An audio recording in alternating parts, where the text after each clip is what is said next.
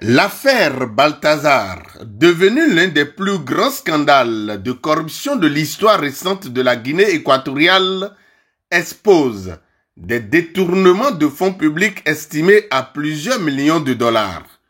Cette affaire explosive implique des responsables de haut rang et des figures influentes au sein des institutions publiques, notamment dans les domaines de la justice et de l'administration. L'enquête a révélé un vaste réseau de collusion et de malversation orchestrées au sommet, choquant l'opinion publique et déclenchant un véritable tollé national. Selon les premiers éléments de l'enquête, des montants atteignant 1000 milliards de francs guinéens auraient été détournés des caisses de l'État, destinés initialement à des projets d'infrastructures et de développement essentiels pour le pays.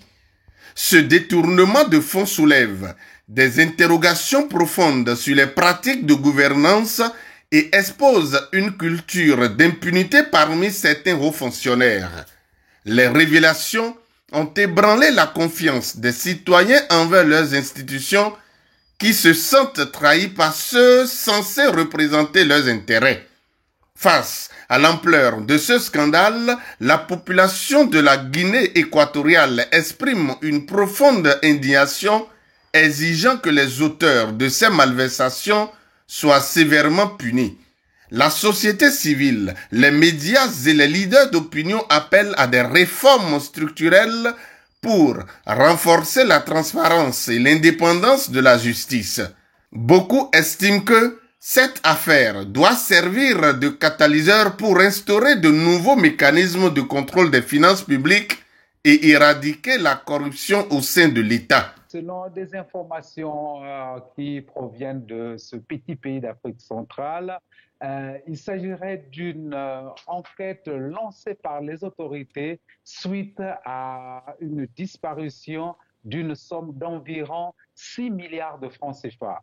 Alors, le bureau de Balthazar Ebon a été perquisitionné, des documents ont été saisis et parmi les documents, il y a son ordinateur portable. Et lorsque les enquêteurs ont ouvert cet ordinateur portable, c'est là où ils ont découvert le photo rose, des dizaines de vidéos, certaines sources parlent d'environ 400 vidéos montrant M. Balthazar en pleine action sexuelle avec plusieurs femmes. On parlerait même des femmes, des dignitaires du système, ce qui provoque un véritable scandale qui inonde les réseaux sociaux, qui sature vraiment les réseaux sociaux en Afrique centrale et peut-être dans tous les pays d'Afrique francophone. L'affaire Balthazar représente un moment décisif pour la Guinée équatoriale, alors que le pays fait face à une crise de confiance sans précédent.